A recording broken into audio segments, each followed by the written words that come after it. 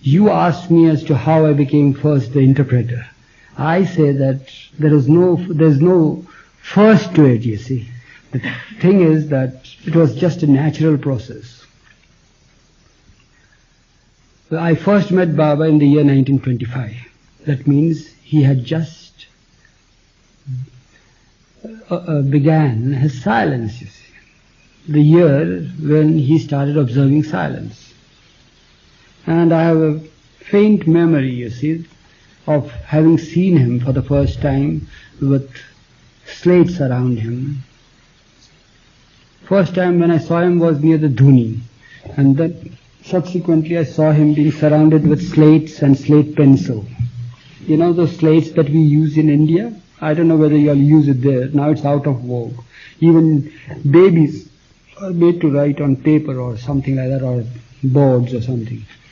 But we used to, in India, the children used to use slates in their kindergarten. And Baba used to write on slates and converse by writing the answers to the queries or questions put to him by the visitors.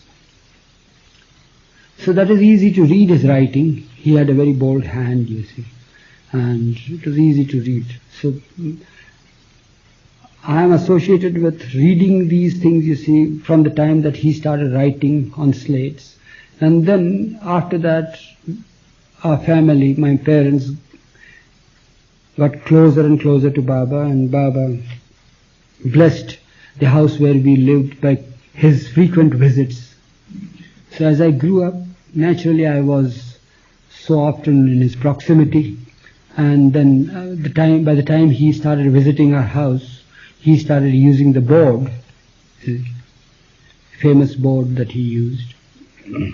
And sometimes if I am all alone there and there is nobody to interpret or read his board, and if he had to give some instructions or anything for the day to my parents or the family, he would use the board. So I, being a person on the spot, although I was young, I used to read his fingers, and he would go slow with his fingers on the board. So I could decipher. So that's how I had the practice. Gradually, as years passed by, I used to read whenever he used to visit the house. And then, being very sharp, you see, myself, I picked it up. And when I joined Baba in the year 1938, he started conversing with me on the board, and I just followed it. That's all. There was nothing. And as I had a lot of practice afterwards, I could pick it up very fast. And Baba would be very fast with his fingers on the board. So I picked it up. It was just natural. I don't remember as to when I started it, but it was in the natural process. And then and the board reading was so frequent and such a constant affair, you see, that sometimes it used to fatigue my eyes, and it was tiring to read the board. It was tiring. It was no joke, you see, because we had to concentrate all the time, you see, on the moving finger that used to write without the written word, you see. It used to spell out the words, the moving finger. And so often, you see, Baba himself would express how fed up he was with his silence. And then we would also encourage him to break his silence, you see, when he was in that mood. And one day, to our great surprise, he called us and he said that today he has fixed the date to discard the use of the board. And, well, within myself, I don't know about the feelings of others, but I felt very happy about it.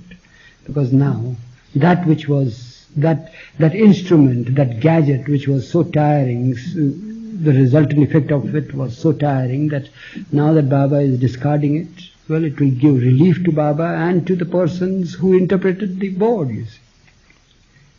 But then, I hadn't the foresight, you see, of what would happen afterwards.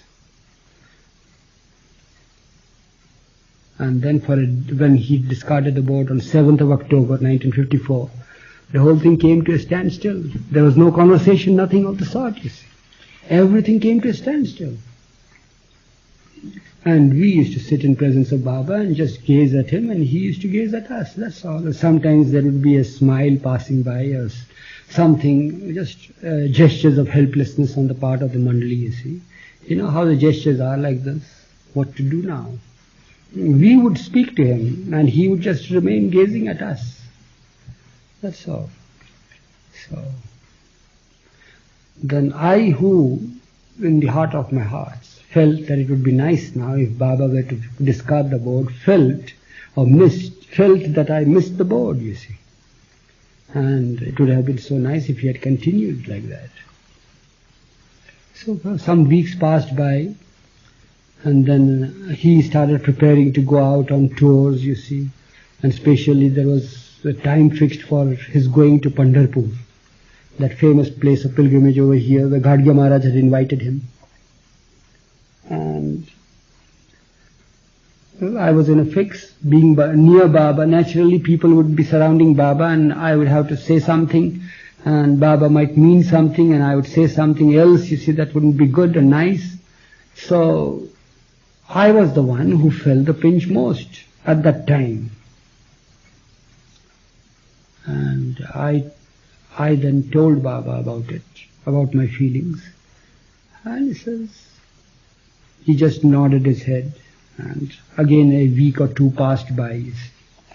One day on his own he called me by his side and made me sit down and said, he started conversing with me, you see, with his gestures. And I could at once understand, you see. I told Baba about the difficulty, of course I told him. So he just, at the time, did not pay any heed to it, but on his own, all of a sudden, after a couple of weeks, he called me and started giving the spatial gestures for every alphabet, English alphabet, you see. And then he taught me, all in silence, about the alphabets that he would, the signs for every alphabet. And then the conversation again resumed.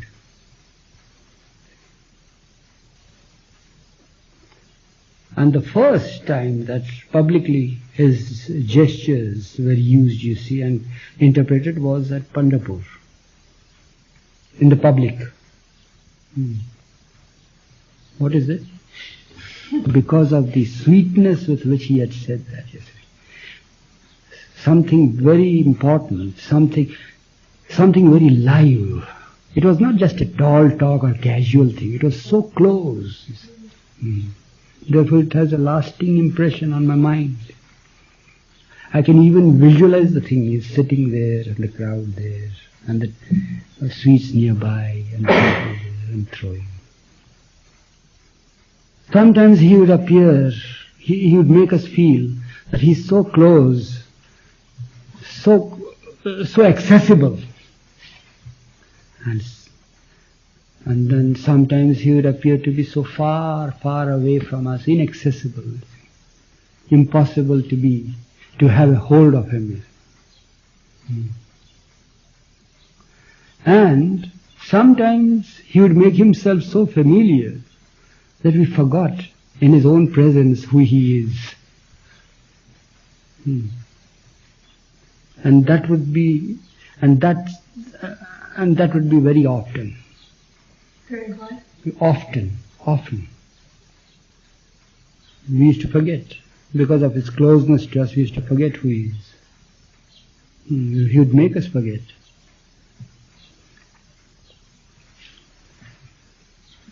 And those are the moments when we lost him.